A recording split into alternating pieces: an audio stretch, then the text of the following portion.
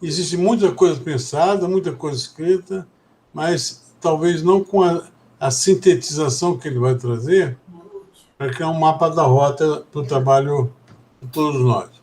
E o segundo, ontem eu fechei com o professor Duval Dourado, que é o diretor da Exalc, ele está mandando uma proposta e vai pessoalmente a Porto Velho defendê-la, que é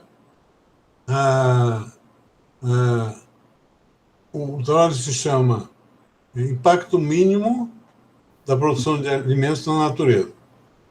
Mas ele especificamente trata de uma proposta de converter toda a pecuária extensiva em Rondônia em ILPF. E o que ele já vai levar pronto aí no dia 1 é um cálculo dos impactos econômicos, sociais e ambientais que, se essa providência fosse tomada, resultariam. Nós achamos que, isso é uma coisa importante vocês entenderem, como a gente não é governo, a gente tem um papel de provocação. Quando você trabalha no soft power, ou seja, você não depende de uma decisão política, institucional, você tem mais credibilidade para impulsionar a visão da ciência e provocar reação, por exemplo, dos empresários. Nós já temos grandes exemplos de LPF aí em Rondônia. Tem o próprio Oberdan, que trabalha com isso, a fazenda dele fica a uma distância de 3 ou 4 da fazenda da Carla, que é outra referência, e parece em Vilhena também, mas não é uma coisa disseminada na cultura dos empresários locais. Eu acho que a gente pode fazer muito nesse sentido. Você quer continuar apresentando a turma aí? Isis. Olá, seu Fernando. Eu vou apresentar quem chegou por aqui, né? Alguns foram, além desses que estão aqui, foram convidados, mas alguns estão em aula, então eu já justifico algumas ausências. É provável que eles cheguem no decorrer, em função das aulas que hoje são online, né?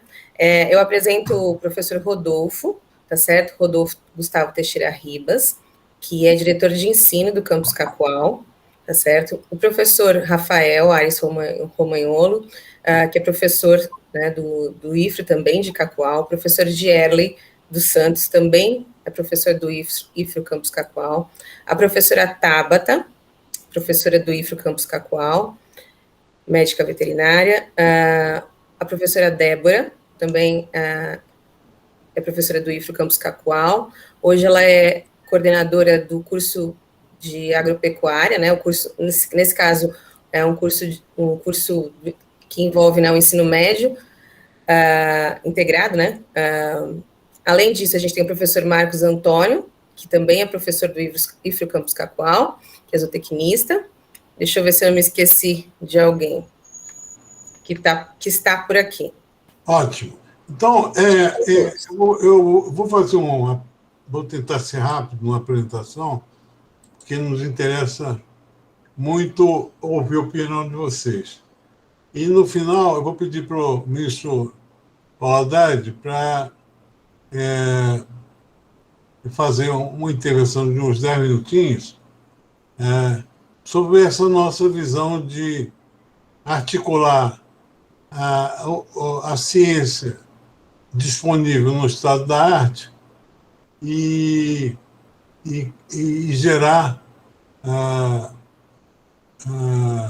fatos concretos em pequenos territórios. A ideia é a gente... Alda, não está aparecendo a minha... Não é possível.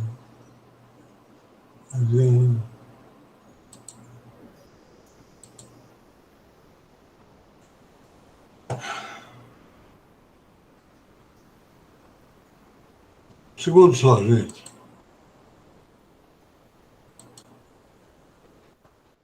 A professora Juscelene, ela também é professora aqui em Rondônia, ela é agrônoma, ela acabou de entrar, ela é professora da UNIR, tá certo?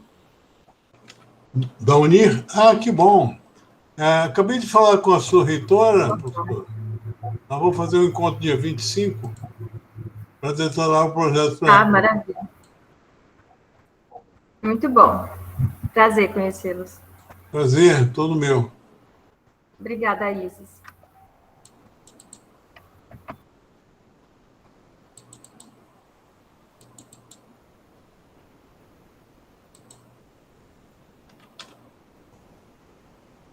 Eu não sei por que não está entrando. Ô, Alda, mandei no seu E-mail? e-mail, tá? Mas eu vou começar, independente disso.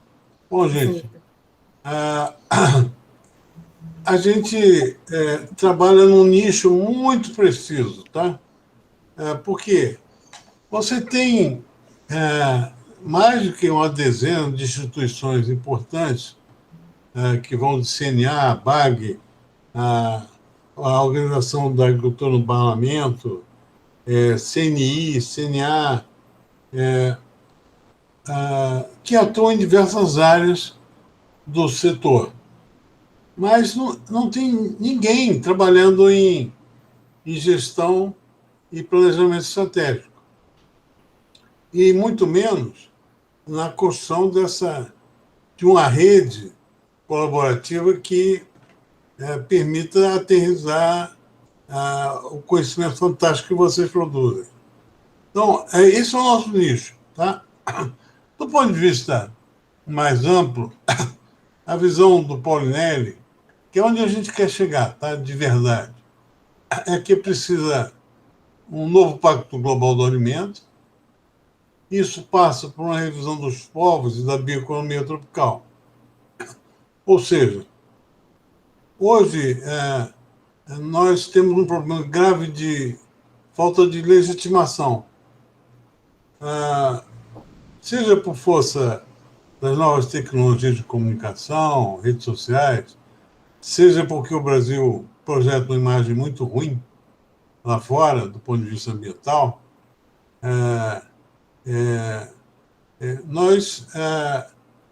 Vocês da ciência e o agro sustentável não conseguem ser percebidos. Ninguém faz uma ciência na zona trópica tão qualificada e tão aderente aos objetivos de sustentabilidade da ONU, do ODS, quanto nós. Mas nós somos invisíveis, porque existe essa barreira que impede o diálogo, a percepção de quais são os elementos do problema. Eu só cito de cara o que eu tenho percebido aí nos produtores da região. O Juan, quando eu conversei com ele, disse, olha, eu sou do bem, eu não derrubo árvore, eu planto em área degradada, mas eu não consigo vender lá fora porque eu sou da Amazônia. Esse preconceito que não é percebido no Cerrado, na Caatinga com tanta força, aí já é uma realidade. E tende a piorar muito. Talvez seja essa uma das explicações porque Rondônia abraçou a colaboração do Fórum com muita força. Hoje, tem uma questão da ciência que não é brasileira, é global, a gente fala muito, até grita, mas não consegue ser ouvido pela sociedade. Porque quando vocês falam, e é o mesmo caso da ciência americana, vocês falam num formato e numa complexidade que ninguém entende, nem eu. Sou jornalista, não sou agrônomo, não consigo entender as particularidades que vocês produzem.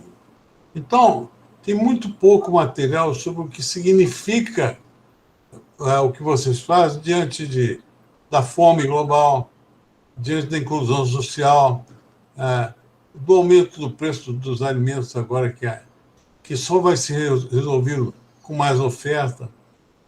Tudo isso vocês atuam diretamente para promover, mas essa barreira impede que a gente avance Conseguiu botar aí, Aldo? Consegui. Tá, vocês estão vendo a tela? Ah, sim. Pode passar, por favor. Então, nós montamos o que a gente chama de rede colaborativa. O Rafael chegou aí. O Rafael, aproveitando que você chegou atrasado, vai tomar uma nota zero da professora Isis. Eu queria que vocês colocassem o e-mail, o Zap e a especialidade, que nós trabalhamos por grupos temáticos. Aí, se vocês quiserem participar, a Alda vai pegar aí no chat com vocês. Então, essa rede colaborativa não é uma novidade. Lá para trás, o Paulo Haddad participou disso aí junto com o Paulinelli. Tudo que aconteceu na agricultura brasileira tem início numa conversa. Quando o Rondon Pacheco convidou o Alisson para sair da Exal, que era a antiga Lavra, né, para a Secretaria de Agricultura de Minas Gerais, o ministro falou assim: olha, eu só preciso de uma ajuda do senhor, governador. É criar uma entidade onde eu possa promover o diálogo entre ciência e a gestão pública e privada. Assim nasceu um organismo de nome horrendo chamado Pipaeng, que foi tão poderoso que ele foi o modelo da Embrapa. A Embrapa nasceu dessa concepção, e foi esse trabalho que eles produziram o que gestou um convite para o ministro, para ele ser ministro da Agricultura, e ele levou junto para a implantação da Embrapa o modelo Pipaeng, e para a implantação da colonização do Cerrado, o modelo PADAP, que o ministro Paulo Haddad participou intensamente, que foi em São Gotardo. Na verdade, foi uma reforma agrária tecnológica. Hoje, os maiores índices de renda per capita do Brasil nos polos agrícolas estão em São Gotardo. Bom, naquela época, era Embrapa, Exalc, Lavras e Viçosa com polos regionais.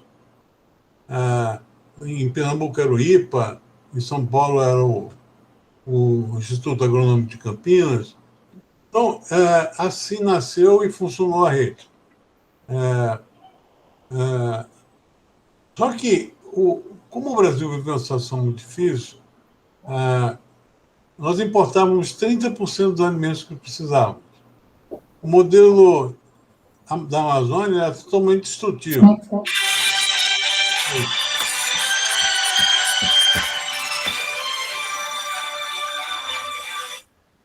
E a OPEP tinha aumentado o barril um ano antes do Alisson assumir, de 3 para 11 dólares.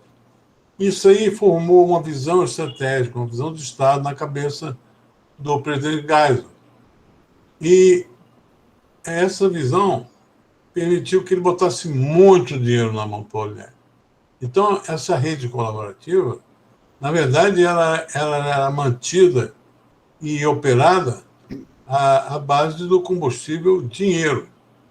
Ele chegou a operar 52% do orçamento da União para fazer o que ele fez errado, porque o país precisava disso. Hoje, foi muito difícil. Tem 8 anos que a gente tenta fazer essa rede funcionar, e só agora que a gente está conseguindo. Por quê? Depois que o Alisson saiu do governo, a Embrapa e as universidades, cada um foi para o seu canto buscar recursos. E acabou aquela visão de sistematização da colaboração, e cada um foi para o seu canto. Botar todo mundo junto de novo não foi fácil, mas é o que a gente está fazendo aqui e agora com vocês do IF, se eu não estiver deixando de citar outra instituição que eu estou participando. Pode passar, Olga.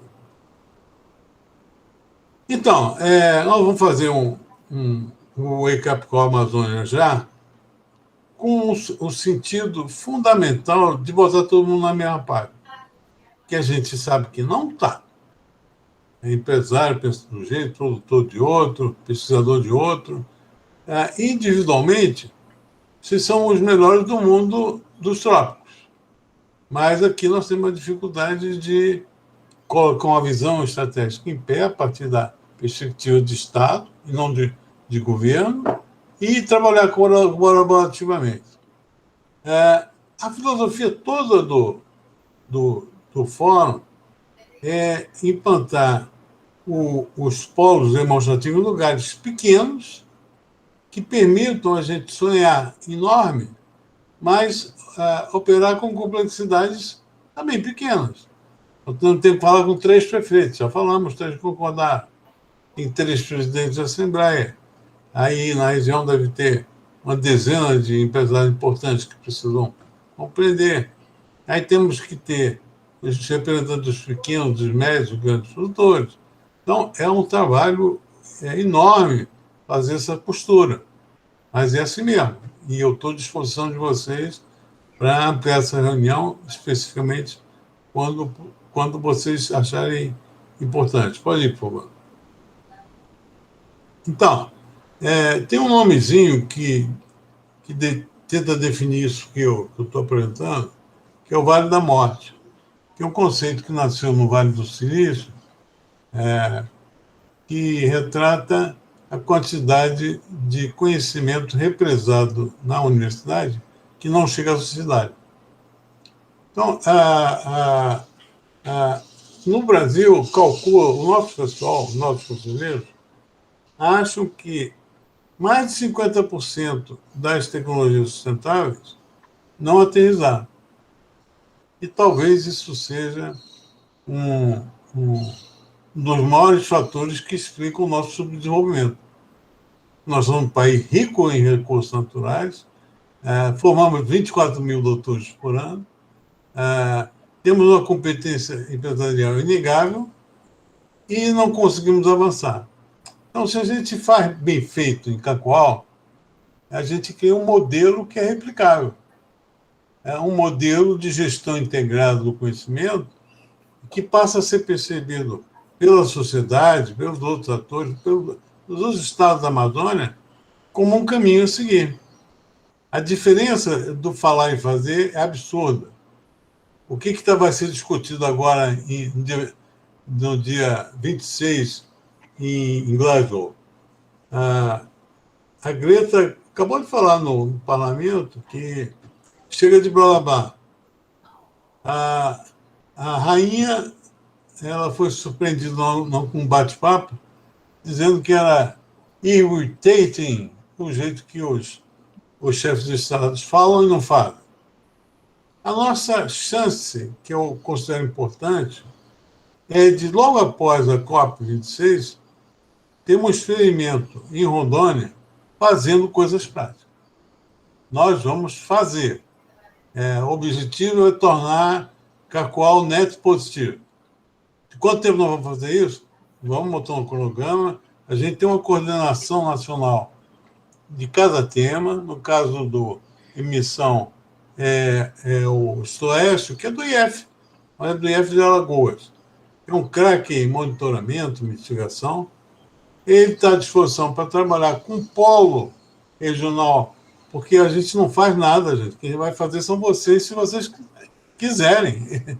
A lógica do projeto é essa. Nós provocamos, trazemos investidores, ajudamos a fazer os projetos executivos, mas quem põe a mão na massa e transforma são vocês, até porque transformação não se dá com a informação da ciência. A transformação ocorre na cultura. É quando a ciência entra dentro da cultura e ali os atores vão fazendo as coisas.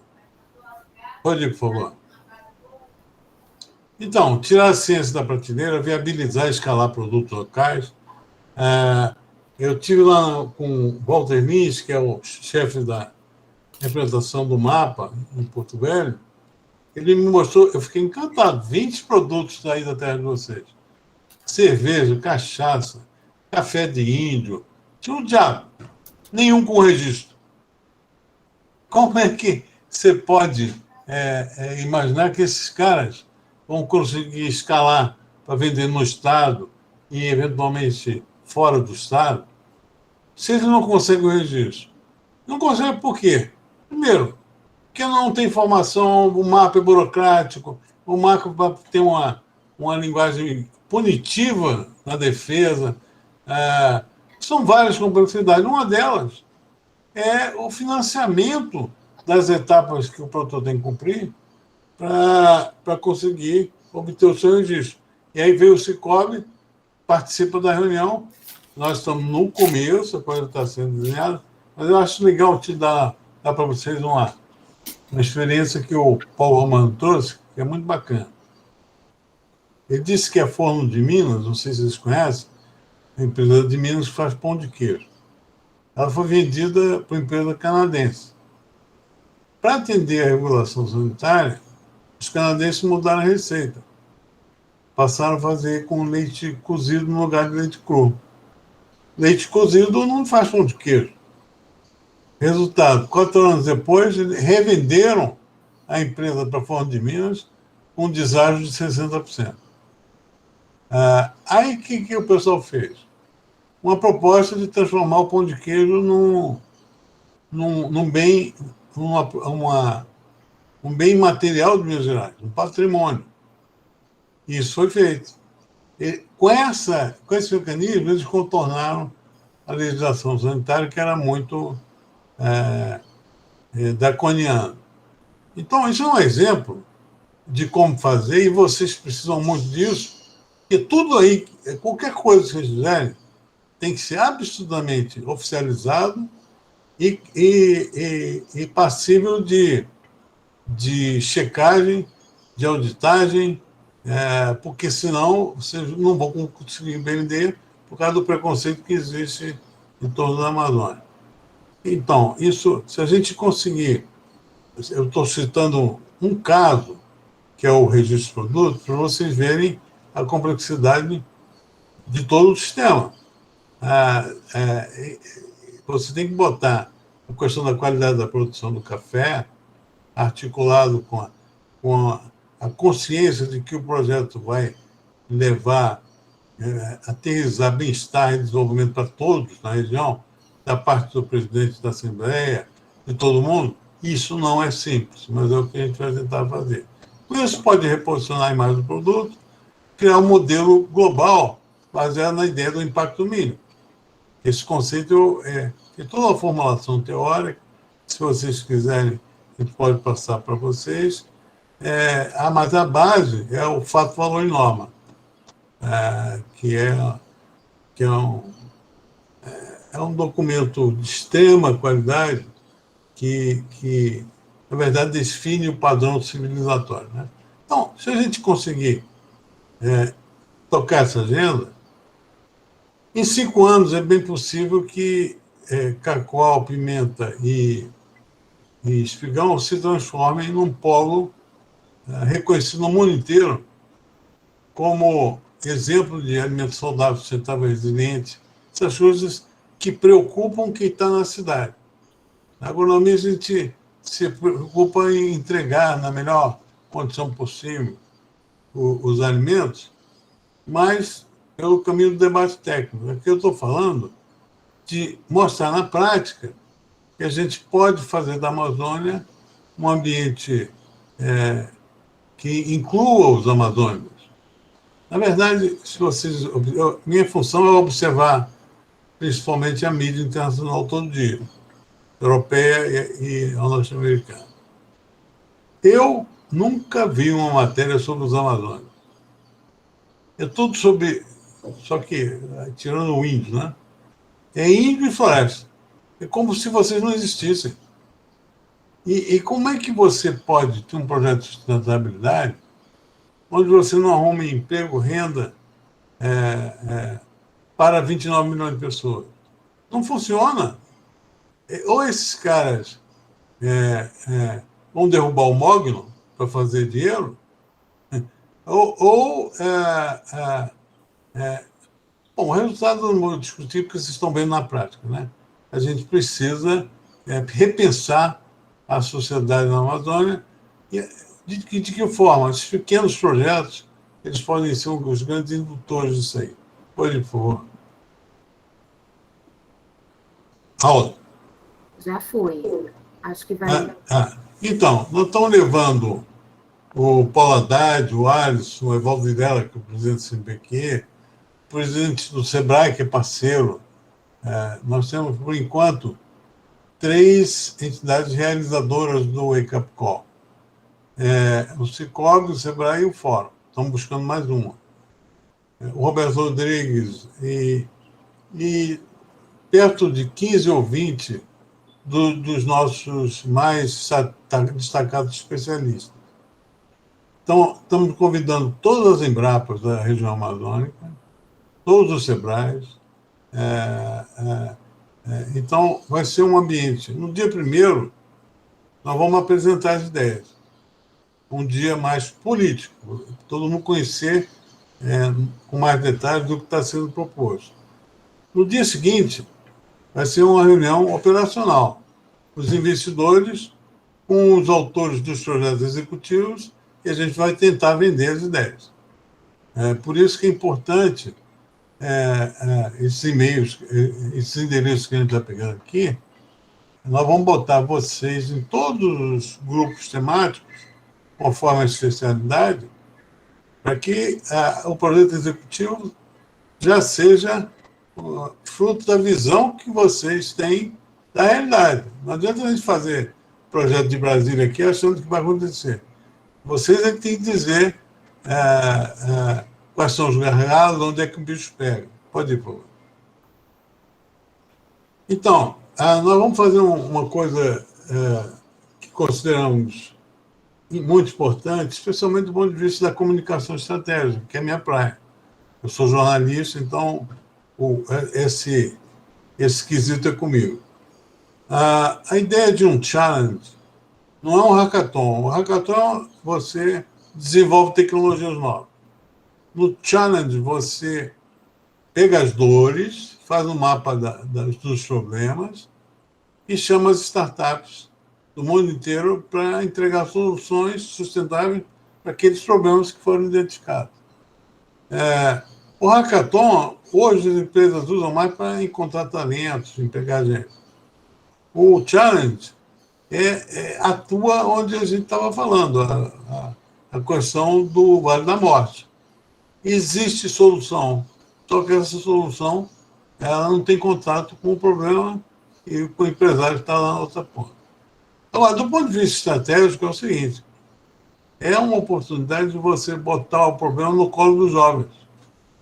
É muito fácil ficar na rede social fazendo as críticas sobre aquilo que é superficial que aparece.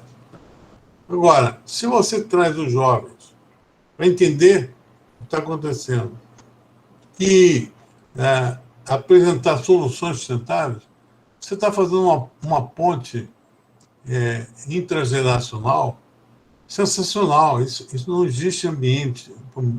No Brasil, então, não existe nenhum que consiga que esse diálogo ocorra, não apenas na ótica da startup que percebe um nicho de mercado, mas sim com esses jovens como representantes da visão geracional e eles participando das soluções de maneira ativa.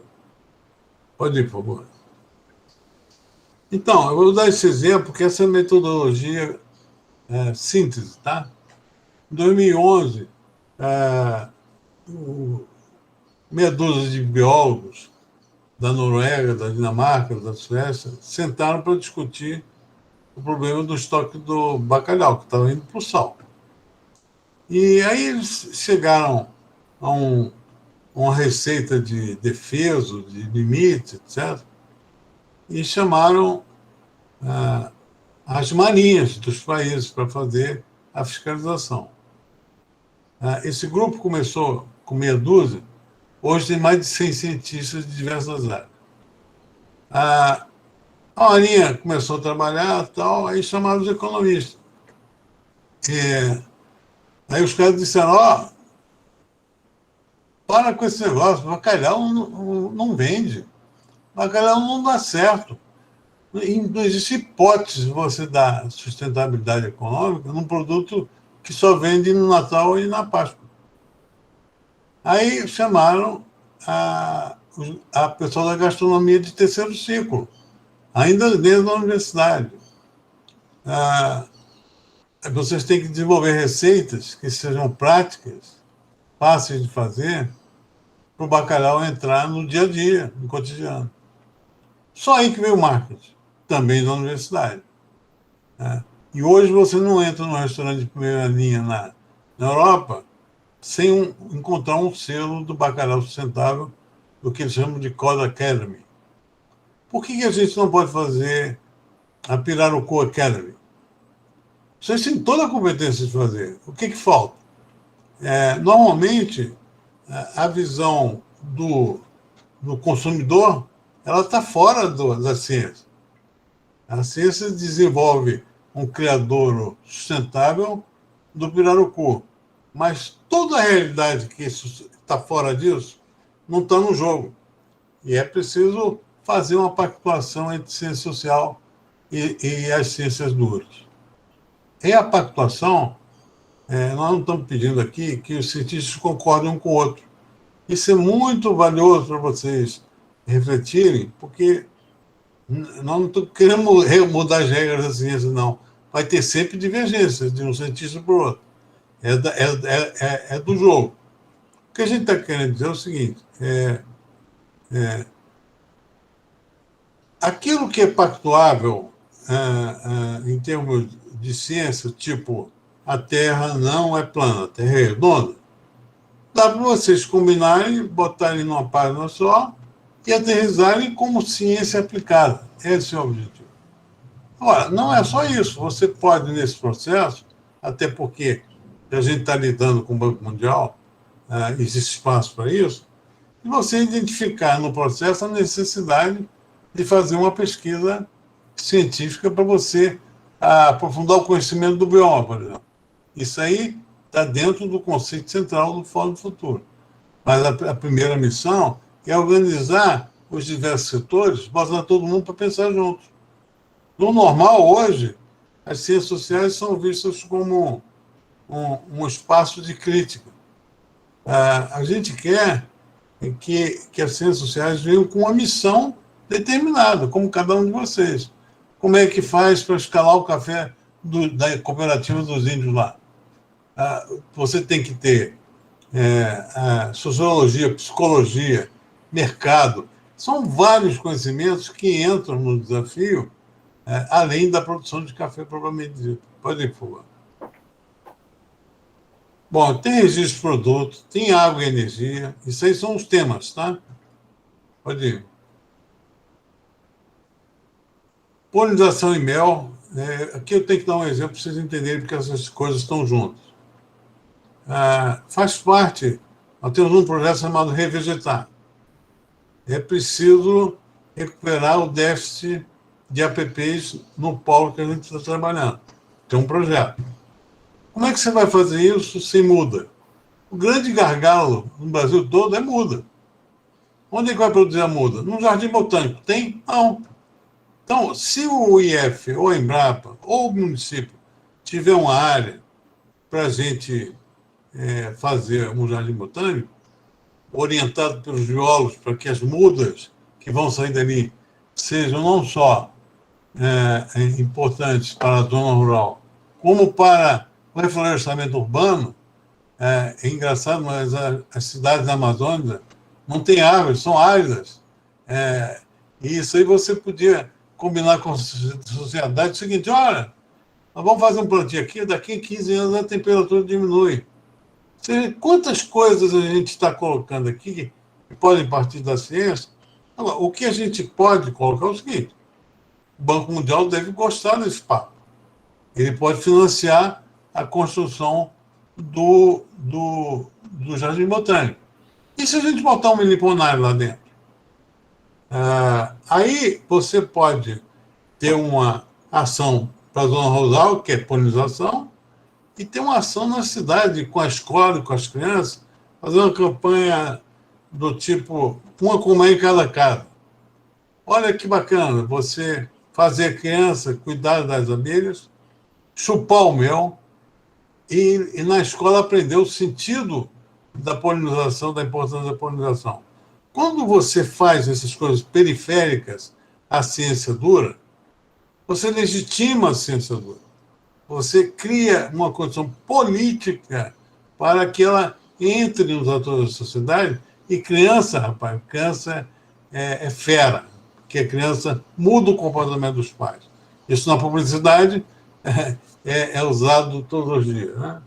Conexão Total, nós temos um projeto, nós vamos começar por Cacoal, que não é um projeto barato, e a gente quer rapidamente transformar. Por enquanto é um sonho, mas a gente tem um projeto com dinheiro, começo, fim, que é Embrapa Informática, CPQD e Exalc. Implantar a conexão total entre todos os atores, pequenos, médios, grandes, em todo o polo demonstrativo.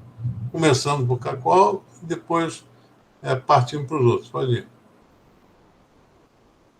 Educação básica, eu posso falar aqui 2 horas. A Márcia Azevedo, que é pesquisadora da Unicamp, se vocês entrarem no meu Facebook, nós temos lives com cientistas, boa parte mulheres. Tem mulheres sensacionais. A Maria Cristina Abdala foi a primeira física admitida como professora na USP. Ela fez um filme que eu morro de inveja, é sensacional. O discreto charme das partículas elementares. Ela consegue explicar. Eu nunca tinha entendido o CERN da Suíça antes da explicação dela, que começa dizendo, ali a gente entende como a vida é produzida. Ela não usou nenhuma expressão técnica para me contar a história da física. A Débora Fogel, que talvez seja uma das mais respeitadas biólogas do Brasil, é uma doçura de senhora. Vocês precisam ver a visão que ela tem.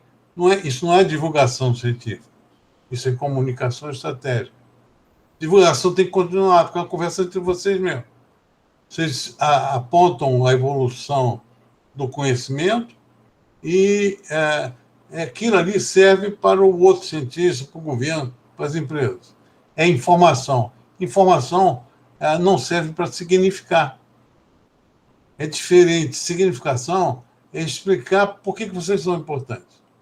Informação, só como síntese, 8% dos brasileiros produzem e entendem informação complexa. 8%. Eu não estou dentro deles. Então, se vocês querem me convencer de que algo é importante, e a todos os outros 92%, vocês precisam mostrar para você qual é a relevância percebida. Chama-se produção social de sentido. O que o cara que está tomando chopp em Ipanema entende o que vocês fazem? Por enquanto, esse desastre anunciado se reflete em 10 anos de diminuição do investimento em pesquisas. Vocês pagam a conta, mas talvez não tenham entendido ainda como é que isso funciona. E a gente tem a grande expectativa que esse exemplo possa carregar muito dinheiro para a pesquisa aí em Rondônia, porque a diferença de falar coisas que a sociedade não entende, nós vamos mostrar para que serve. Controle e mitigação, já falei, pode ir. Falando demais, né? Transferência de tecnologia é um grande desafio. Aferição, a gente não pode fazer nada que não seja controlável, mensurável, auditável, porque senão vai dar mal com os investidores e vai dar mal com o cliente na ponta. Foi o que a Alemanha fez, nós criamos um grupo para estudar, tem uma live de 2 horas com o diretor, levamos 3 anos para conseguir fazer isso, com o diretor da Federação Alimento, da Alemanha. Lá, toda a certificação, a rastreabilidade, quem faz é a iniciativa privada. Recente, tem 90 entidades, CNI, CNA, produtor, o cara do papelão da indústria, está todo mundo lá. O Estado só sinaliza a regulação e os consumidores. Eu estive na Embaixada da Alemanha em Brasília e o Adilton me deu um cartãozinho que adito para agricultura, alimentação e direitos dos consumidores. Tudo na mesma página. O sistema é transparente, as associações de consumidores e o próprio consumidor pode entrar e entender o que está acontecendo. Pode ir, por favor. Já falei muito. Eu só vou falar aqui de cientistas na escola. Nós vamos inaugurar esse movimento nacional aí em Porto Velho.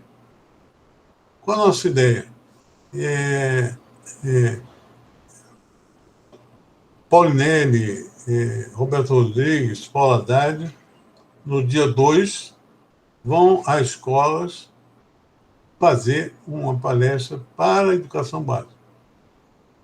Nossa ideia é de que, só de perceber a trajetória, imagina só se pegar um cientista de Rondônia para fazer uma palestra na escola básica e os meninos perceberem onde eles podem chegar.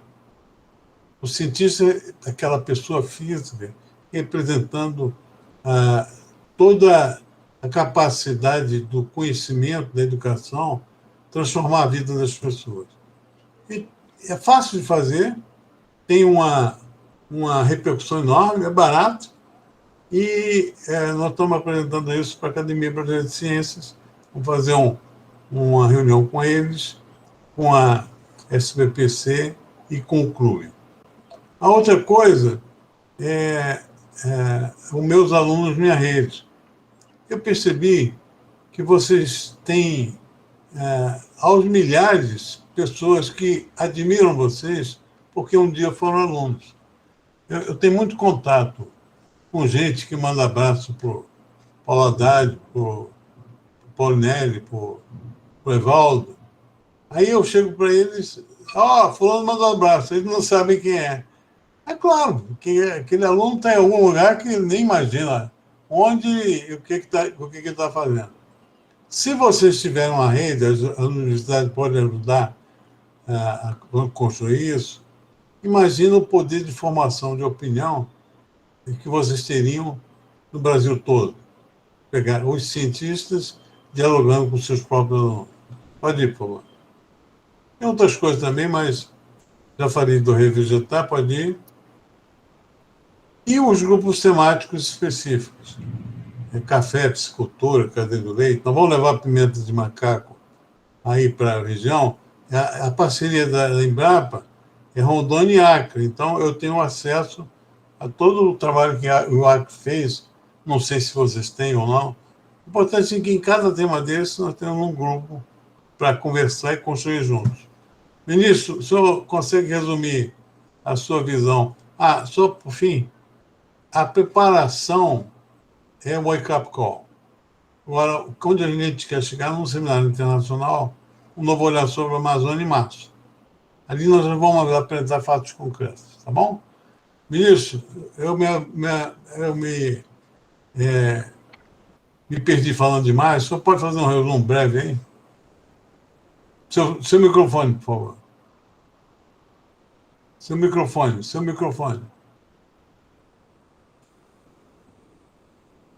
Desculpa aí, viu, isso? Para o pessoal da região que não me conhece, em 84, quando o Coronel Teixeira era governador e o território tinha se transformado em Estado, foi contratada uma empresa de consultoria para fazer a organização da administração direta e indireta. Tinha terminado aqui em Minas o governador Francilino Pereira, e nós tínhamos assim, uma equipe muito experiente, o diretor do DR, o presidente da Companhia de Águas, da Companhia de Energia, o secretário de Planejamento e tal, e nós, através de uma empresa de consultoria, fomos contratados para ir a Rondônia. Aí, chegando lá, nós tivemos que rodar bastante o Estado. Eu me lembro que, visitando Cacoalme, a imagem que ficou na minha cabeça era uma avenida grande, com casas nos quarteirões ao lado e muita habitação de improvisada, etc. Ariquemes era considerada a capital mundial da malária. A gente chegava para trabalhar lá às 3 horas da tarde, tinha que voltar correndo por comer. Mesmo assim, 3 elementos da equipe pegaram malária. Bom, mais recentemente, quando foram construídas as barragens de Santo Antônio Giral, uma das condicionalidades era que fosse identificado oportunidades de investimento para empregar os 40 mil barrageiros, vamos chamar assim, que foram para a região, sob o risco dessas pessoas ficarem na periferia de Porto Velho, na periferia de Paraná, e a todas as cidades ao longo da BR, ou até mesmo migrar lá para o Vale do Abunã, no Acre. Bom, aí nós temos uma equipe, levamos pessoas muito experientes que puderam identificar, estudar, por exemplo, a pecuária regional. O pessoal que foi do IMA, Instituto Mineiro de Agropecuária, e o pessoal da Escola de Veterinária. O grupo foi liderado pelo professor João Paulo e ficaram impressionados com o potencial de desenvolvimento da pecuária na região. A expressão final é que aqui vai passar Minas Gerais rapidamente. Depois estudamos em Machadinho a possibilidade da produção de biodiesel de dendê em pastos e regiões degradadas para abastecer as máquinas no sul de Rondônia e no centro-norte do Mato Grosso, e outros estudos. Então, o meu sentimento que tem é o seguinte: considerando os 4 territórios que foram transformados em Estado, Rondônia, Acre, Amapá e Roraima, sem dúvida nenhuma, a que melhor desenvolveu foi Rondônia. E segundo, a que tem maior potencial de desenvolvimento é Rondônia. Por quê? Lá em Vilhena, a única entrada de Rondônia naquela época era pela BR. Lá em Vilhena tinha um centro de triagem de imigrantes, chamava CETREM. E nossa equipe foi para lá e analisou as fichas. E houve uma presença gigantesca de imigrantes qualificados para o agronegócio, para a agropecuária, para negócios do campo, que vieram com o declínio da produção de café no norte do Paraná, que vieram com o processo de desertificação da metade sul do Rio Grande do Sul, dos Pampas, ou seja, vieram em busca de construir um novo Estado. Então, hoje, a gente, depois de... já rodei muito o país, eu tenho a seguinte tese: o que faz o desenvolvimento do Estado é o capital intangível. Capital social, capital institucional, boas universidades, bons governos, capital intelectual, o capital cívico. O que é o capital cívico? É o sentimento de pertencer à região e querer fazer um projeto para o futuro da região. Esse sentimento de pertencer não aparece na primeira geração de imigrantes, aparece na segunda ou terceira geração.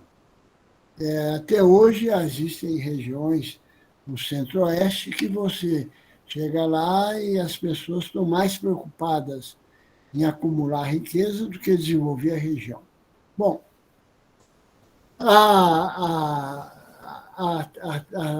outro aspecto importante, o professor Albert Hirschman foi contratado pela Fundação Interamericana, que é uma fundação do Congresso dos Estados Unidos, para estudar as condições de desenvolvimento da América Latina. Ele trabalhou principalmente na Colômbia, mas veio no Nordeste do Brasil e outras regiões, e disse o seguinte: olha, existem recursos latentes nessas regiões para dobrar o nível de condições de vida da população. Porque a gente, quando fala em desenvolvimento, você fala dinheiro, moeda, orçamento, recurso, mas quem faz o desenvolvimento são as instituições, as universidades, os centros de pesquisa, a Embrapa, as lideranças empresariais. Então, nesse sentido, que o meu sentimento é que esse projeto, o Fórum do Futuro, está associado com as lideranças locais, tem condições de realizar. Eu vou dar um exemplo de um estado muito mais pobre que conseguiu resolver os seus problemas sem orçamento fiscal do Estado. O governador Ronaldo Lessa, do PSB, tivemos uma conversa, ele falou assim: eu não tenho dinheiro para desenvolver o Estado. Alagoas. Alagoas. E Alagoas, então, era um estado pobre. É Maranhão e Alagoas que disputam quem é mais pobre. Piauí já deu um salto. Aí, então, nós fizemos com o SEBRAE e a Secretaria de Planejamento um projeto de arranjos produtivos locais. Pegamos os discursos e as promessas do governador, gerar emprego, de melhorar a distribuição de renda, as condições de vida, e mapeamos em georreferenciamento onde aqueles problemas estavam no Estado. Pobreza rural, potencial de desenvolvimento, desemprego, concentração de renda, fizemos indicadores.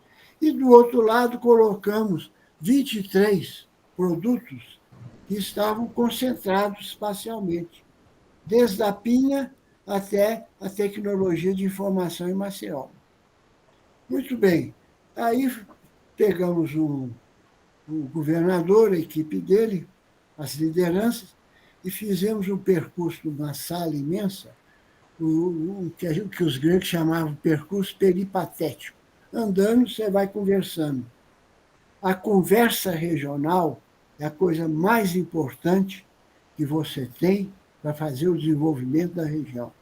Porque quem conhece a região, quem conhece a alma da região, os limites do possível, são as pessoas que vivem na região. Então, é o planejamento participativo.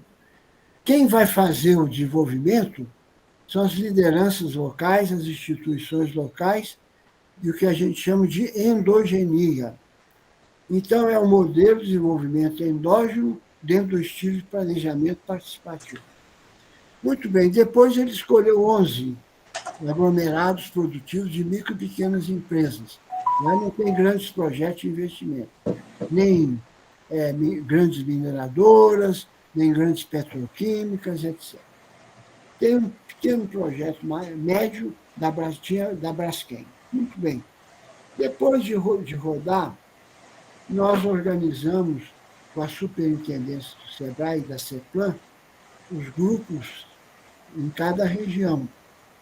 E aí começamos a trazer os especialistas, principalmente da Embrapa, ou da universidade, ou a mesmo de fora, e perguntavam assim: vamos lá conversar com os produtores de queijo coalho. Aí você tem um diagnóstico feito com a participação comunitária. Então, você identifica problema ambiental, problema tecnológico, problema de comercialização, problema tributário, aí você faz a lista. Aí você identifica as instituições que prestam aquele serviço. e faz o que a gente chama de planejamento para negociação. Só para vocês terem uma ideia, no final do projeto, nós fechamos um hotel, a parte inferior, lá na Praia Verde, e tinha um setor que estavam os bancos, PASA, BNB, Banco do Brasil, Caixa, Bradesco e a cooperativa, o Sincope. Na outra sala estavam as instituições de pesquisa. Na outra estavam as instituições de ensino técnico. E fizemos o seguinte, marcamos durante 2 dias entrevistas de no mínimo 2 horas. Então, entrava o pessoal do queijo coalho, ou de tecnologia de informação, apresentava antes o plano de trabalho e dizia: nós precisamos de tanto de capital de giro, de tanto capital de investimento, nas seguintes condições. Aí começava um leilão, uma espécie de leilão, uma disputa, e saía de lá com um contrato assinado, ou com a Caixa, ou com o Bradesco, ou com a Cicobi. É a mesma coisa com treinamento, capacitação. Fazia o projeto e fonte de recurso, o próprio SEBRAE, fonte de recurso, a Fundação Banco do Brasil, fonte de recurso, o Orçamento Geral da União. Feito isso, a coisa começou a desenvolver. É muito importante aí ter a assistência técnica de quem conhece o benchmark. Por exemplo, você quer fazer exportação de flores do cerrado, ou se não, produção de imóveis com madeira sustentável da Amazônia. Então, você precisa de alguém que já fez isso e que vai lá e fala assim: vocês têm que fazer o tratamento da madeira usando esse tipo de processo tecnológico. Vocês têm que fazer uma articulação com tal instituição da Europa que comercializa isso. Ou seja, a pessoa que conheça a rede. Isso é uma coisa rápida, porque não tem aquele diagnóstico longo, levantamento de indicadores, etc. É mais ou menos um especialista médico. Às vezes, o médico novo pede 15 exames. O médico experiente pede 2 exames, 3 exames. Então, funciona assim. Bom, o outro ponto importante é que esse tipo de planejamento ele permite que você possa articular com os recursos latentes na sociedade brasileira e principalmente no Estado. Eu vejo assim, é muito comum você ter uma imagem objetiva. Você começa o planejamento perguntando o que queremos ser. Eu estou trabalhando no Plano de Desenvolvimento Econômico do Estado de São Paulo 2040. E o IPT fez uma pesquisa com 1.300 pessoas e várias oficinas. E fez a radiografia do que a sociedade paulista deseja, detalhadamente. Ou seja, o plano é um plano que vai de encontro às aspirações da sociedade. Não é um plano feito por lobbies empresariais, nem por a imaginação acadêmica. Ele parte das aspirações da sociedade. Por quê? Porque em todos esses processos de desenvolvimento local, você precisa da participação da sociedade. Eu acredito que a gente possa ter um trabalho muito eficiente e rápido, porque o ambiente geral do Estado, em termos de capitais intangíveis, é muito favorável. Isso, eu peço que você encaminhe para o encerramento para a gente ouvir algumas perguntas. Não, já terminei. Eu acho que a minha palavra principal é o seguinte: nós podemos dar ao Estado de Rondônia. O Brasil hoje, quando você faz esse trabalho projetando, simulado, etc., pode dar ao cidadão brasileiro, em 10 anos, o padrão de vida do espanhol. O Estado de Rondônia pode dar ao seu povo, em 10 anos, o padrão de vida do habitante do sul, sudeste. Hoje, por exemplo, o Maranhão tem um padrão de vida 3 vezes inferior ao padrão de vida do paulista. Alagoas tem um padrão de vida 2,8 vezes menor do que... Olha que você pega nutrição, saúde, educação, habitação, compara, o paulistano vive 3 vezes melhor do que o maranhense e o alagoano. É isso que a gente quer, reduzir esse ato tecnológico. Agora, a última palavra, Fernando, é uma coisa que se faz, tem que fazer com a população local. Se as lideranças locais não quiserem pegar o boi pelo chifre, se não quiserem fazer, não faz. Nada acontece. E, às vezes, a sociedade não percebe os riscos que ela vive. Riscos muito concretos. Por exemplo, da revolução tecnológica e científica que o ministro Paulo Nery liderou nos anos 70,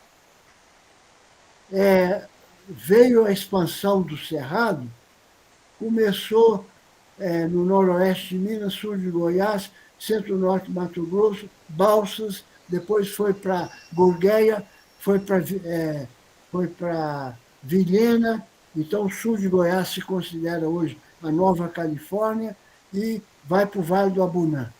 Ou seja, você vai banalizando as inovações tecnológicas e o valor econômico que você produz cai, a rentabilidade cai, o lucro cai. Então, é preciso sempre inovar sempre. E por isso que o ministro Paulo Nery está propondo o terceiro salto da agricultura brasileira, que pode começar em Rondônia.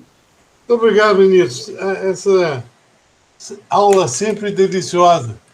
Isa, agora com você e com o seu pessoal. Eu agradeço ao ministro, ao Fernando, pela palavra. Inclusive, eu gostei muito realmente do que eu escutei, não só hoje, né, mas quando eu conversei com o Fernando, com o Oberdan na sexta-feira. Eu acho que é uma grande oportunidade da gente tentar ter voz, né, diante dessa perspectiva, né, da sustentabilidade voltada de fato, né, aquilo que ela deve ser, né, a economia, aspectos sociais, aspectos ecológicos. E eu pergunto, né, eu abro a palavra, na verdade, para que a gente... Eu começo com uma pergunta e eu também abro para que todos façam as suas perguntas. A minha, especialmente, é a seguinte: o que vocês esperam de nós, né, em relação a esse fórum do conhecimento, né? Como, de fato, qual é a forma mais objetiva que nós podemos trabalhar? Essa é comigo, na parte de execução. O caminho são os grupos temáticos. Você deve ter aqui várias especialidades. Nós temos uma reunião na sexta-feira do grupo temático de educação e cultura, que perpassa todos os temas. Então, quem tiver alguma afinidade, por exemplo, nós temos o Henrique Alves da Embrapa, que eu descobri que é um grande comunicador e se interessa por esses assuntos. Fala na ciência para as pessoas, a história das pessoas. Então, quem se interessar, por favor, a gente vai divulgar o link e assim nós vamos, em cada grupo, construir processos executivos objetivos. O que a gente vai fazer no primeiro ano, quanto custa, e articular as ações de ciência com a visão aplicada, pactuada com os atores locais. Então, é participar, com um detalhe, repetindo o que o ministro disse. Se vocês não participarem, não vai acontecer, porque não adianta a gente ficar de paraquedas aqui, colocando ideias boas se vocês não botarem a mão na massa. Muitas vezes, essa mão na massa não vai tomar o tempo que vocês pensam. Ela é indutiva. Se você qualificar com a experiência de vocês no café, se vocês começarem a responder o questionário, quais são as dores do produtor de café de cacau? Eu preciso disso amanhã, para eu botar um questionário amplo, checar, e nós temos a condição de fazer um challenge. Isso é uma coisa que vocês fazem sem gastar 10 minutos no computador. É isso? Ok, Fernando, é exatamente isso. Eu queria, na verdade, a gente já tinha conversado, né? Eu gostaria só que você tivesse exposto isso para todos, né? De uma forma objetiva. Então, a ideia seria que nós formássemos alguns grupos, né? Frente de trabalho, desenvolvêssemos projetos. E qual a dimensão desses projetos, Fernando? Do ponto Os projetos de vista... já estão em construção. Vocês vão aderir aos grupos que já existem. O importante agora é correr contra o tempo. A gente precisa chegar com todos prontos pela primeira etapa, pelo primeiro ano, até o dia 15, no máximo 20 de novembro. Café já tem muita coisa. Quem entrar no grupo do café já vai ter uma boa parte da ideia trabalhada. O pessoal da Embrapa Rondônia e Acre, o nosso pessoal do café é muito bom, o próprio Paulinelli participou, o Nazareno, que foi reitor de Lavras, que é especialista nessa área, e o Henrique Alves, que é o coordenador designado pelo Embrapa. Então já tem muita coisa. Agora, sem a visão de vocês, que são donos da realidade, não adianta nada um belo projeto de café. Entendeu? Você tem que entrar e dizer, ó, isso aqui vai funcionar, isso não vai, o gargalo está aqui, eu estou lá. Perfeito. E existem, você até comentou comigo que existem alguns grupos como psicultura, né, a meliponicultura, que ainda não tem, né, os grupos formados, é isso?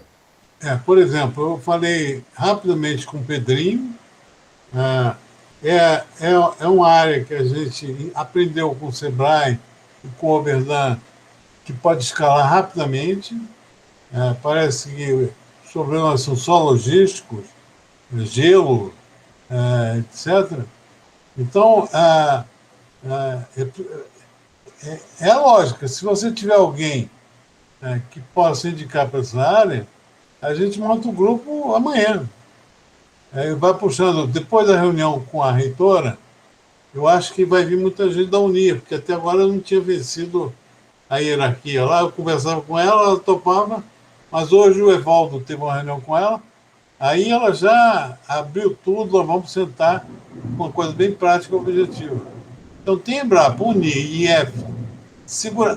Aliás, uma coisa que vocês podem fazer é pegar essa reunião e compartilhar com os amigos, com as pessoas que vocês conhecem nas outras instituições, que possam colaborar. Quanto mais gente, menos o trabalho individual.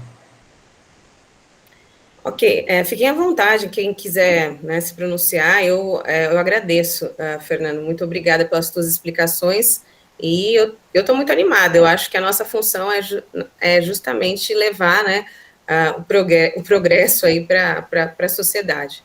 Oberdan, você quer fazer algum comentário? Tudo bem, pessoal? Boa tarde. Vai. Boa tarde, Oberdan. Assim, a gente está tendo uma oportunidade, todo o contexto que a gente está passando de país, de debate e de amadurecimento, e a visão de mundo, e principalmente a nossa percepção aqui do contexto amazônico, é que a discussão do mundo ela tá preocupada com preservação, está preocupada em qualidade de alimento, está preocupada em segurança alimentar.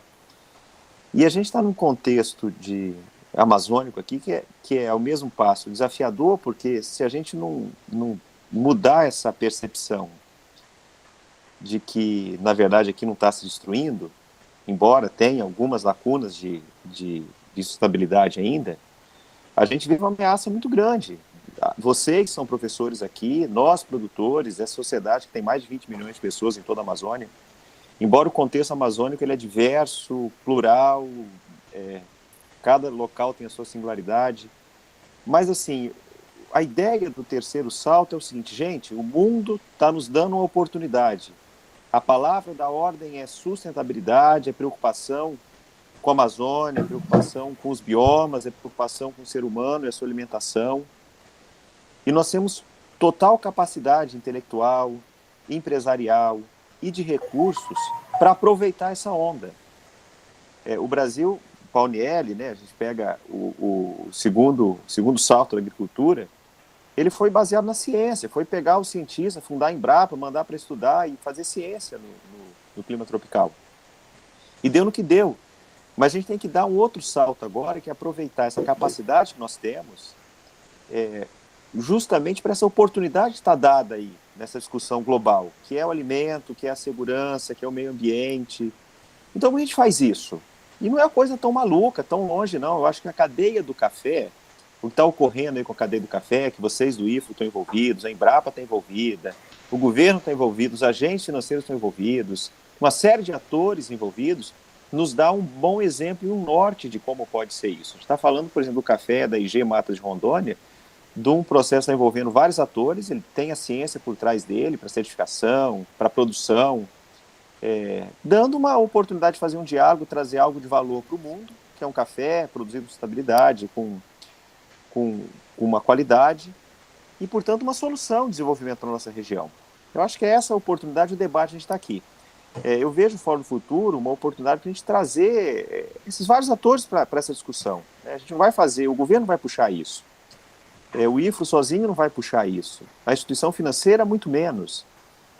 O desenvolvimento ele passa justamente por essa percepção do papel que cada um tem para desabrochar esse algo que é endógeno, que é local o desenvolvimento. O desenvolvimento não vai ocorrer por um ator externo, ele vai ocorrer se nós, atores locais, sociedade, agente financeiro, empresários, como diz a palavra, eu acho que define melhor a palavra desenvolvimento, que é a palavra em castelhano, que é o desarrollo, que é o desabrochar de dentro para fora. E nós temos todos os elementos para isso. Temos ciência, temos pessoas, temos capital humano, temos capital financeiro, e temos uma oportunidade de mercado único, que é essa discussão global sobre alimentos, sobre desenvolvimento, sobre meio ambiente.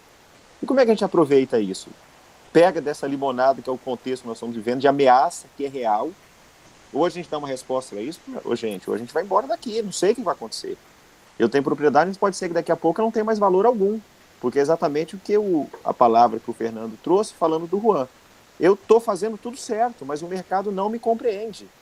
O mercado não me quer. Então a gente tem que fazer, como exemplo do café, unir essas várias pontas, ou seja, nós somos todos pecinhas interdependentes numa mesma engrenagem. Não adianta a universidade achar que ela está isolada do mundo, porque nós temos interdependência com todo o nosso contexto local. É como um organismo, se o coração se rebelar e não quiser trabalhar, todo mundo morre. Há uma tremenda interdependência em todos os atores. Sociedade civil organizada, ciência, governo.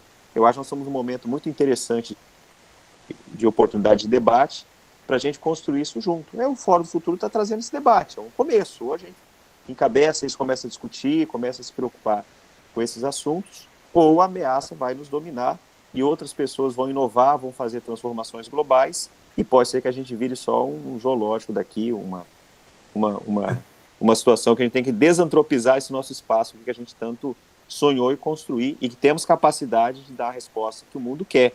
Nós somos inteligentes o suficiente para isso, para mostrar que podemos fazer cadeias de valor inseridas num contexto de país, global, para produzir alimentos naquilo que o mundo quer, com total rastreabilidade, com condições de provar que é sustentável, porque é possível fazê-lo. E não são coisas malucas, não, são coisas perfeitamente possíveis. Esse é o sentimento, acho que a gente tem que começar a pegar alguns cases aí, esse é o projeto aí de um piloto na nossa região, e tem muita coisa já acontecendo, tem muita gente fazendo já, e escalar isso, e mostrar, criar também uma comunicação disso, uma nova narrativa. Essa percepção, e que somos peças interdependentes, não adianta cada um achar que vai fazer sozinho, que não vai fazer. A gente não entender a nossa interdependência, a gente vai ficar continuando patinando. É isso aí, Fernando. Bernardo, essa imagem do zoológico é muito que muita gente gostaria que a Amazônia se transformasse. É muito legal. E você sempre com a visão bastante apurada. Quem mais quer falar alguma coisa? Marco Antônio, você está ensaiando falar, não?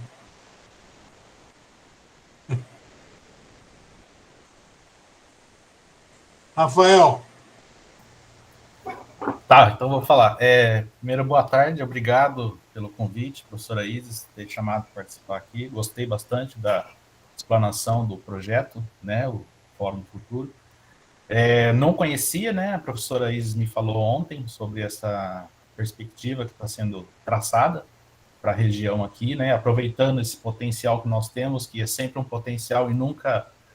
A gente sempre fica naquele negócio, né? O país do futuro, mas também as nossas regiões também, né? A gente pensa sempre essa questão dos equilíbrios regionais, o quanto que pode ser diminuído. E aí, partindo do pressuposto que a gente pode construir, agregando valor aos produtos, né?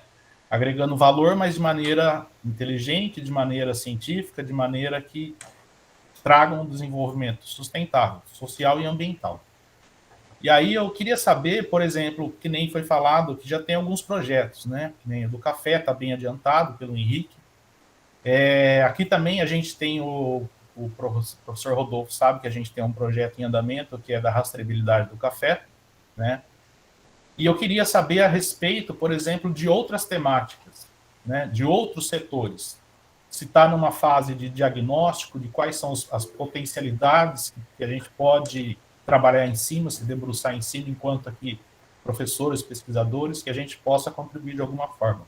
eu vou mandar para vocês amanhã cedo. É um trabalho que eu estou fazendo com o Oberdan, mas eu tenho uma versão gerencial e prática que eu vou enviar para vocês, com detalhes de todos os projetos e alguns que já tem um desenho genérico. Por exemplo, o ativos ambientais tem uma proposta que pode ser aterrissada no Cerrado, na Caatinga, em qualquer lugar. Ele já precisa ganhar a visão regional. Agora, ali tem espaço para biologia, para várias áreas de competência, e tem uma agenda muito clara. Eu acho que vocês, compartilhando com os colegas, vão entender rapidamente onde quem pode contribuir com o quê. Toda a gente já tem essa visão. Eu, amanhã cedo, e agora eu peço a vocês o seguinte, vou ter meu e-mail e meu telefone. Por favor, dúvidas, conexões, qualquer sugestão que vocês tenham, eu estou aqui para isso, tá? Pode me contactar, perguntar se tal ideia entra em qual grupo, aí eu faço a conexão. Eu preciso localizar cada um de vocês num grupo temático. Às vezes em 2 ou 3, como o caso do Henrique, conforme o interesse de cada um. Ô, Débora, você quer falar alguma coisa, não quer?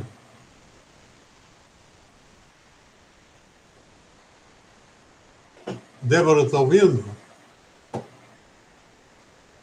Oi, sou eu? É.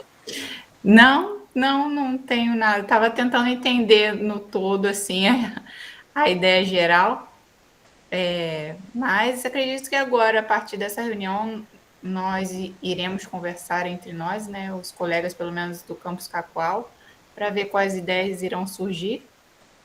E possíveis ideias, a gente entra em contato novamente, né? É isso. O DJ quer comentar alguma coisa?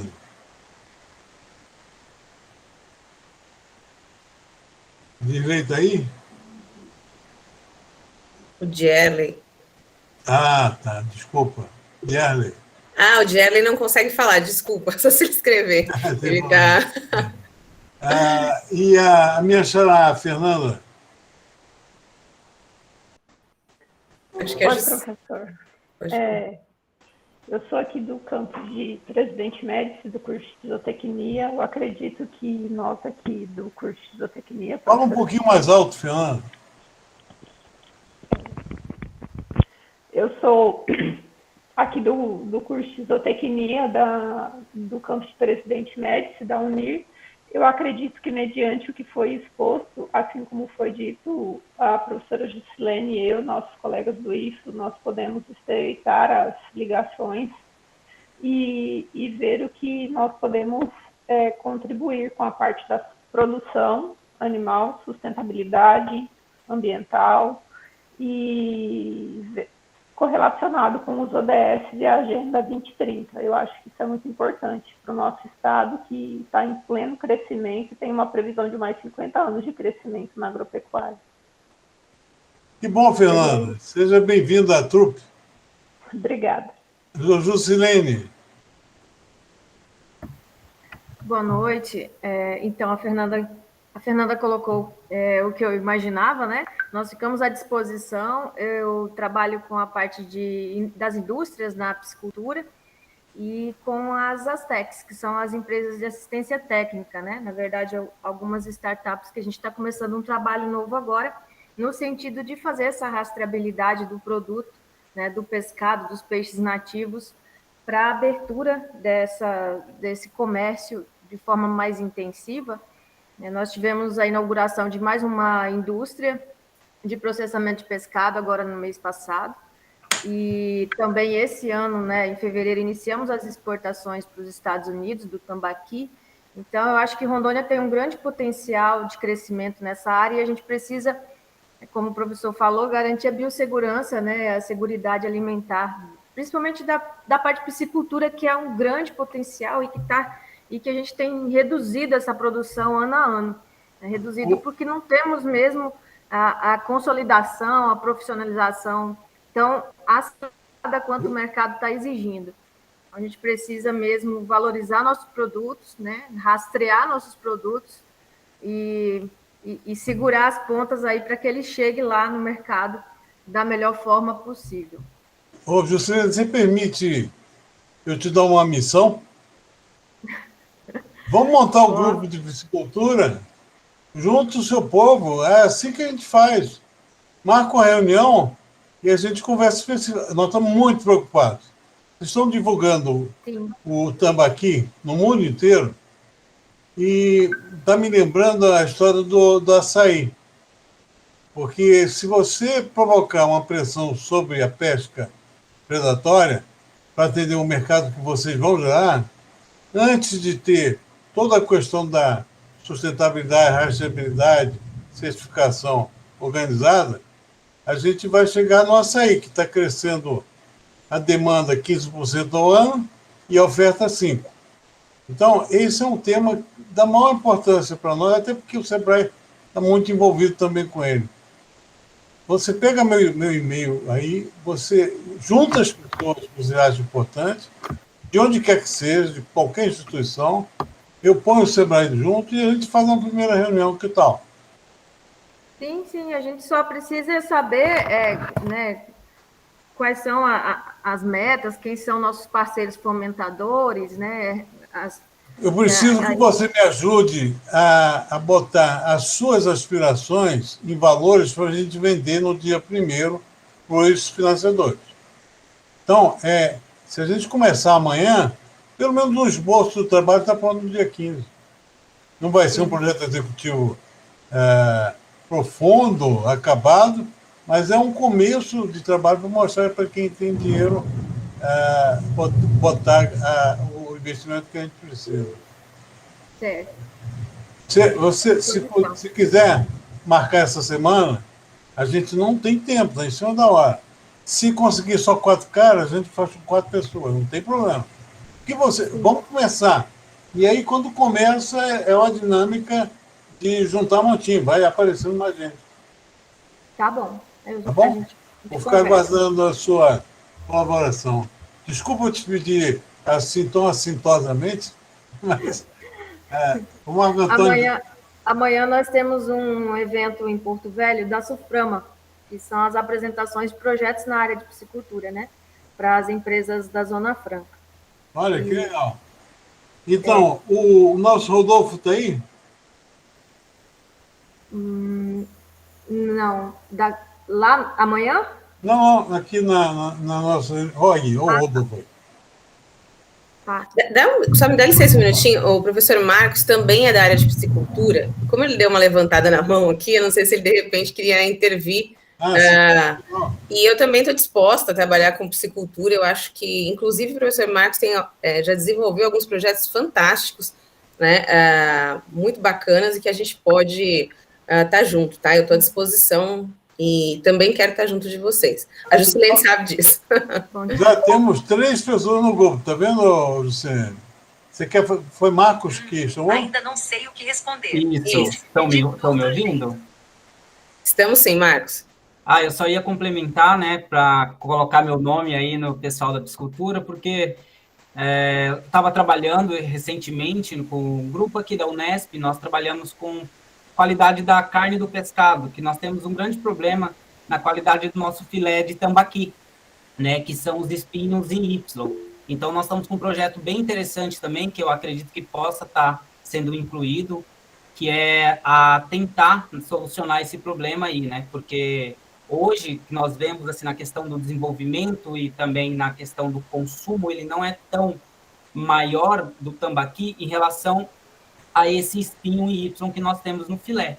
Então, esse é um grande problema que nós estamos tentando solucionar, que eu acredito que também, né, se a gente conseguir colocar isso dentro desse projeto, vai ser um up a mais para o desenvolvimento dessa cadeia aí em Rondônia, né, que nós somos o maior produtor dessa espécie no Brasil. Esse é o propósito do grupo, vocês identificarem onde estão os problemas. Às vezes, a gente pode dar respostas muito rápidas que vão animar uma escalada maior, entendeu? O Dirley está falando sobre fruticultura. A lógica é o seguinte, a gente botou a relação dos temas, que a gente entende que são importantes a nível nacional, e algumas indicações foi a Embrapa que diz que cacau é importante, a tecnologia âncora é o café, então vamos fazer lá. Todo o resto são vocês que têm que dizer. Se a fruticultura é uma coisa importante, a gente tem que criar um grupo para fazer. Ponto. Agora, é preciso que você monte o grupo da fruticultura. Vamos discutir isso com a mesma velocidade que a Juscelene vai fazer o peixe. Tá bom? Rodolfo, agora é você. Boa tarde. Eu acho que eu vou parafrasear a professora Isis. Eu sou até suspeito, eu gosto dessa parte de sustentabilidade. Minha graduação, mestrado, doutorado, foi tudo com essa parte de agroecologia, agricultura orgânica. Então, tem já eu gosto dessas discussões, né?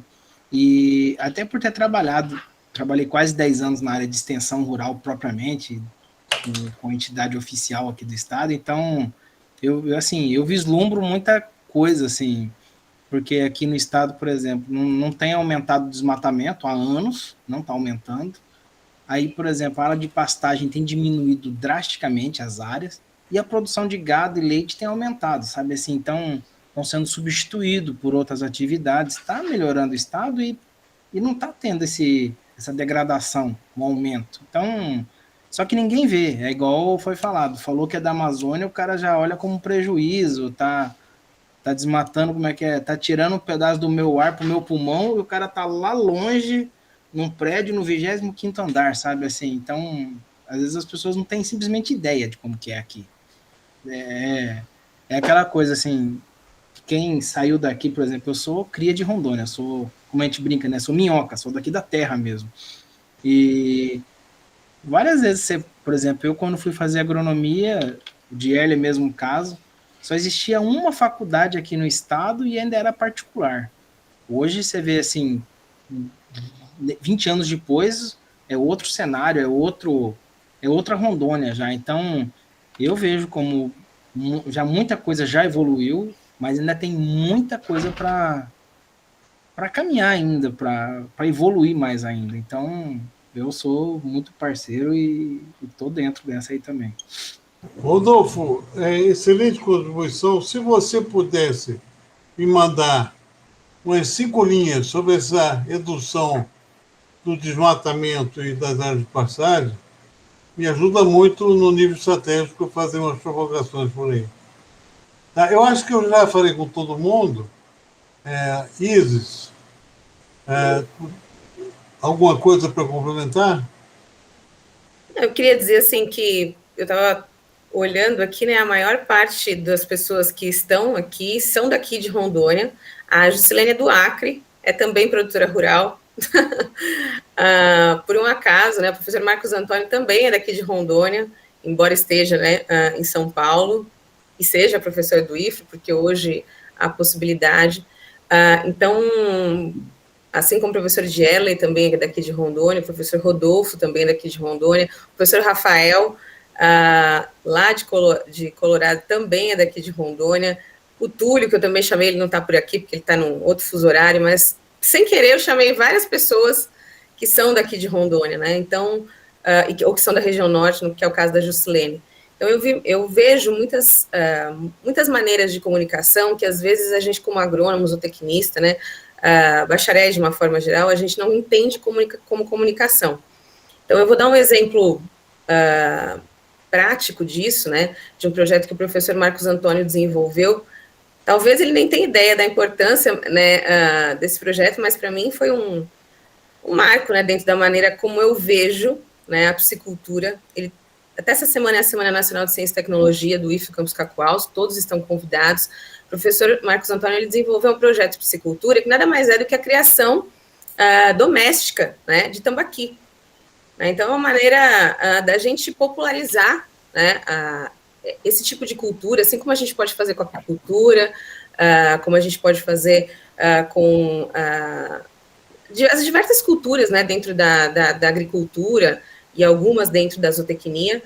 Então, é uma maneira da gente apresentá-la, né, para as crianças na escola, expor o que o produtor rural faz, tá certo? Qual é a nossa função, né, não só do profissional, mas do jornalista, do economista, do ministro e do banco, né, que está ali. Então, assim, eu entendo que todos nós podemos desenvolver, né, alguns projetos em conjunto. Eu até nem consigo, muitas vezes, dividir essas áreas, né, a minha dificuldade maior, eu acho que é essa. E só lembro que nós temos, dentro, né, das nossas obrigações como instituição de ensino superior, inclusive, nós temos que atender à meta 12.7, né, do Plano Nacional de Educação, entre 2014 e 2024, que né, diz respeito ao aumento, né, a gente conseguia elevar a taxa de matriculados nos cursos de graduação, especialmente daqueles que vêm, né, do ensino público, das regiões mais vulneráveis. Então, essa é uma maneira da gente melhorar não só a educação, mas a qualidade de vida no Brasil. E eu agradeço, né, a presença de todos vocês, né, aqueles que nos escutaram, me escutaram, né, estão nos escutando até agora. Eu acredito que seja uma grande oportunidade para todos nós. Muito obrigada. A gente que agradece a você. Só para botar um pouquinho de chicória e jambu na sua receita aí, eu sou de gastronomia, tá? Eu já tive 8 restaurantes. Morei em Paris, eu sou apaixonado por comida desde 14 anos. E onde eu fui, lugar chique, lugar pobre, eu fui atrás de comida de qualidade. No grupo de piscicultura, a gente precisa botar o SENAC. Eu fiquei quase uma semana aí e só consegui comer tambaqui corretamente em um lugar. Isso é um absurdo. A cultura de fazer bem o tambaqui está dentro da casa das pessoas, mas não está no comércio. Por diversas razões. O Daniel Pereira me levou no restaurante, que era a moça, era amiga dele e tal, e ela tinha enfiado o creme de leite no pirarucu. E aquilo era o carro-chefe da casa. Ou seja, essa ânsia de ser moderno, contemporâneo, ser chique, acaba criminalizando um prato fantástico que é esse peixe. Então, isso é mais só para fechar com a ideia de transdisciplinaridade. A gente não consegue resolver nada se não botar todo mundo junto para trabalhar. E vamos, Juscelene, tocar esse grupo aí, tá? Gente, olha, muito obrigado. Agradeço imensamente o Oberdan e o professor Paulo Haddad, e a nossa Isis, que é a partir de agora, é a nossa chefe condutora. Então, às suas ordens. Tá bom, Isis? Eu agradeço, obrigada. Eu acredito que o professor Rafael, como coordenador também do curso de Geografia, né, que já age muito, né, como já tem agido muito, como, não só como coordenador, mas especialmente como pesquisador também, tem muito a acrescentar. E o Rodolfo, na área de agroecologia, ele está sempre, né, e como diretor de ensino, muito presente, tá bom? Inclusive, eu me esqueci, mas o Davis pediu que o professor Rodolfo estivesse, né, o representando. O professor Davis é o diretor-geral do IFRO Campus Cacoal, uma vez que nós estamos, essa semana, também realizando a Concafé aqui em Cacoal, né? Então, em função disso, ele não pôde estar presente. Bom, deixa eu aproveitar, eu só vou conhecer vocês depois que eu ver os e-mails e as áreas de interesse. Rafael, agora, no dia 22, nós temos uma reunião do Grupo Educação e Cultura. Sem geografia, sem demografia, nós não conseguimos, sem história principalmente, nós não conseguimos tocar nossos projetos lá. Se você tiver um tempinho, eu vou te passar o convite. Eu acho que você vai gostar muito. Então, turma boa, tem o pessoal da Unir, tem o pessoal do segundo grau, tá bom? Só para você ter ideia, uma das coisas que tem a ver com vocês que são rondonienses, nós vamos fazer um concurso de redação linkando a temática a ciência e o projeto de desenvolvimento sustentável, e os meninos falarem nos principais municípios de Rondônia como foi o impacto disso na vida deles. Por exemplo, eu tive aí em 75 acompanhando o Paulinelli, eu era repórter do Estadão. Aí fui a Ouro Preto, tinha um projeto Ouro Preto da CEPLAC. Um cientista era o Frederico Afonso. Você entra na página da prefeitura lá, eles não sabem nem quem é. O Frederico estava fazendo cacau sombreado na floresta 7 anos antes do termo de sustentabilidade ser definido pela Global Brundtland, na ONU. Lá, aquilo ali virou, esse projeto, que eu não sei escada de madeira, virou a cidade de 120 mil habitantes que é hoje. Isso não tem lugar nenhum. As pessoas não sabem o que a ciência fez pelo Estado, o que o empreendedorismo fez pelo Estado. Entra lá, que nós temos 4 ou 5 ações que você vai gostar, se tiver tempo, tá bom, Rafael? Gente, eu vou ficar aqui falando a noite toda. Muito obrigado. Até a próxima. Um abração. Até a próxima, obrigada. Valeu, pessoal. Tchau, tchau. Tchau, tchau, gente. Boa noite.